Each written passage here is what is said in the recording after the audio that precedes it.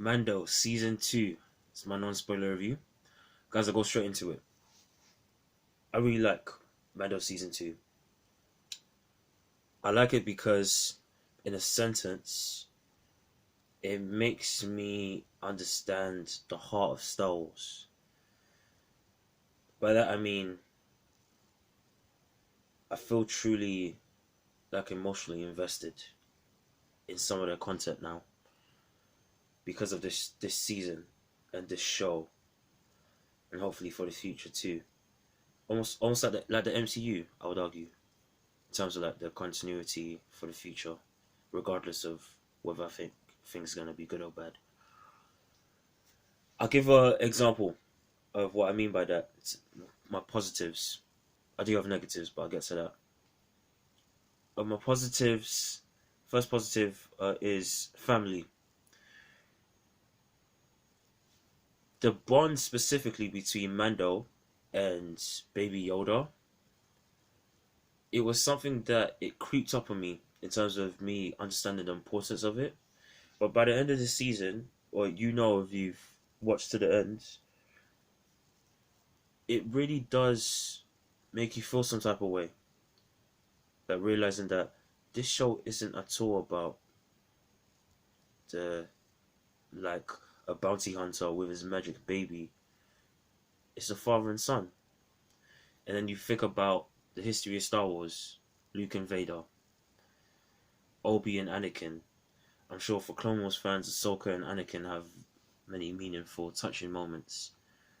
Han and Leia, whichever. Either blood ties, Luke and Leia. Either blood ties and or emotional ties that binds people through thick and thin. And it took Mando and Baby Yoda to make me really understand and have that really resonate with me.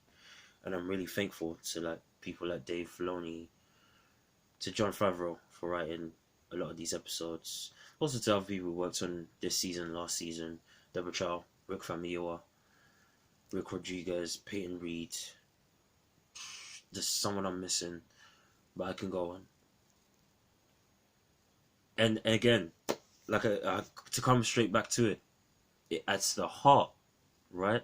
I'm emotionally invested in Star Wars like I've never been in my entire life since I was a kid,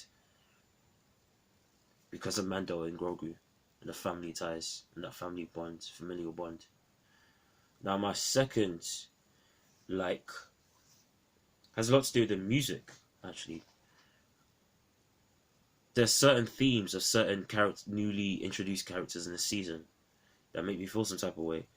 So much so that I've saved playlists of them on my YouTube playlist. I have a playlist of instrumentals. So, but also I've just gotten used to, and I really like the Mando theme music. The way they use it in certain times, the way they remix it in certain episodes when he does certain things. And that's another thing to add to my original message about making me understand the heart of Star Wars. I now understand, truly I feel, through this show, how you can use music to make something hit you in a special type of way, even more than you could ever possibly imagine. If you struck me down, I'll become. Yeah, that I'm just thinking of something in the last episode where they play Baby Yoda's theme. Destroyed me. That scene especially, you guys know what I'm talking about.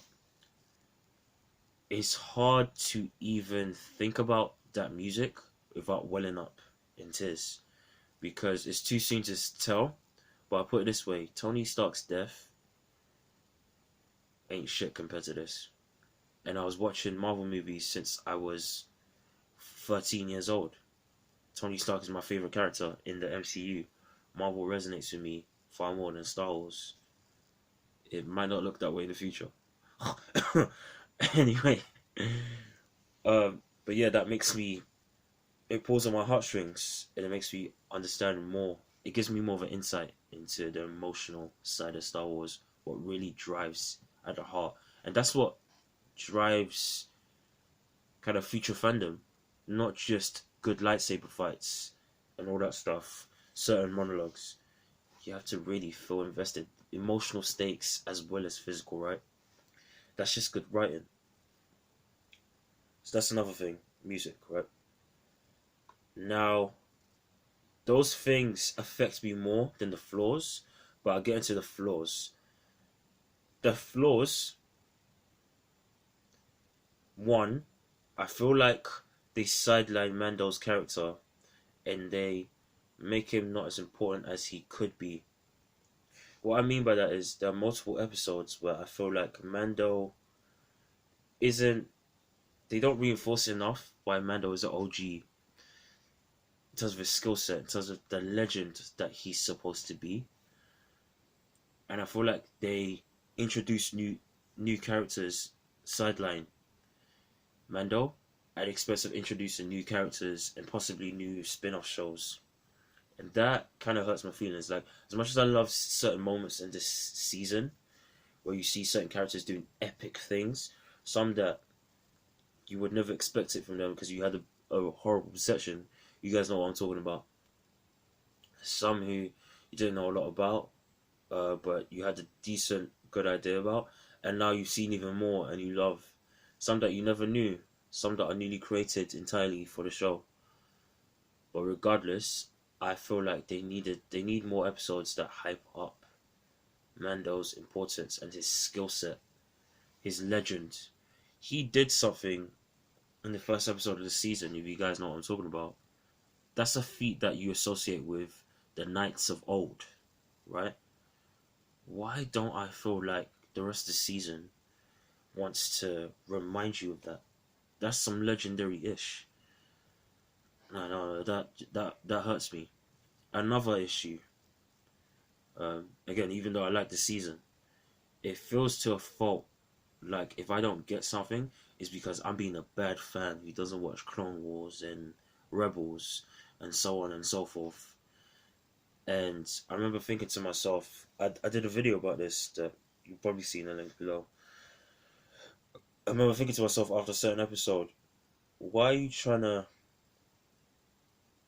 make me feel guilty for not watching this stuff as if the majority of hardcore fans, people who love the original trilogy, are people who are investing in Star Wars just because of the animated series?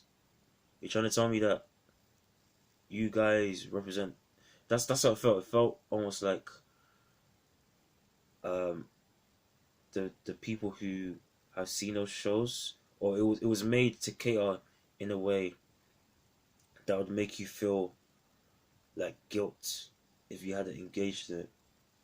But there are many fans who love Star Wars but don't watch that stuff as much. They watch the movies first and foremost because that's where the meat and bones are at. Facts. But I am excited. That is a positive, don't get me wrong. That it makes you more invested. It's just something that I'm not super upset about, but it does irk me sometimes. Why does it feel like you're making me feel like a dickhead for not watching so and so? Then lastly, I'll just get into the structure. I hated to a fault at times that Mando and Baby Yoda were being sent on a wild goose chase. Like, okay, you want this information? Okay, you have to zig through here and zag through here, or then you zig through here and then you zag through here. But once you get to this bit, then you have to zag through here, and then you zig through here again, and now you zag through here. And it's just that point was like, why am I here? You're constantly doing this. Why are you doing 8 episodes when clearly this is a show that's meant to be like 22? Because of the amount of filler within one episode. Even if you have a filler episode with an important piece of information to the main central story, it still doesn't feel like you're taking the season story seriously. I'm just thinking about the first season of Daredevil to compare it to. For people who haven't seen it, the entire season obviously follows Matt Murdock / Daredevil going head up with Wilson Fisk / Kingpin and his organization. But at the same time, you see mini arcs where he's trying to take down certain parts of Wilson Fisk's organization, different parts that are connected to him.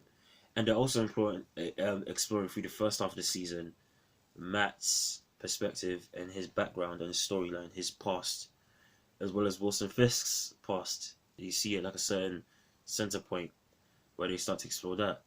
And I love that. And I wish this show would employ more of that. That reinforce, even if it's something that doesn't explicitly have anything to do with the main antagonist, employ that more. Speaking of which, I need more Giancarlo. Why was he not in this season more? I feel like he was wasted. When he was on screen, he was good. It's like in The Boys, he wasn't in The Boys season 2. He was good in that, even though he wasn't on screen as much. In this, it feels like he wasn't on screen as much, and he wasn't used as much. He was just the typical woo-ha-ha villain. But you could have used him, even if you're going in that direction, you could have used him a lot more and made him a lot more juicy. But I guess in their minds, they saw it as mystery, and mystique is obviously always better to hype up a certain character. But I don't know, to me it just came across as you're not using this guy enough. What's the point of having this actor around if you're not using him enough? That bothers me, to be honest. But overall, guys, like I said, the familial tie, Mando and Baby Yoda, the music, I like this season more than not. Those flaws, even though I have them, it doesn't mean I don't like this season. It makes me understand the heart of Star Wars, and I thank the people that have worked on this show, Dave Filoni. That's all I can say. That's how I felt leaving this show, this season, and this series after the second run. Tell me what you think down below. Did you like it? Did you not like it? You have similar thoughts to me? Different? Nuance? Whatever? Share it with everyone. Press that thumbs up button and subscribe for more. Just do it. The button's right there. You can do it. Other than that, signing off. Salute, guys.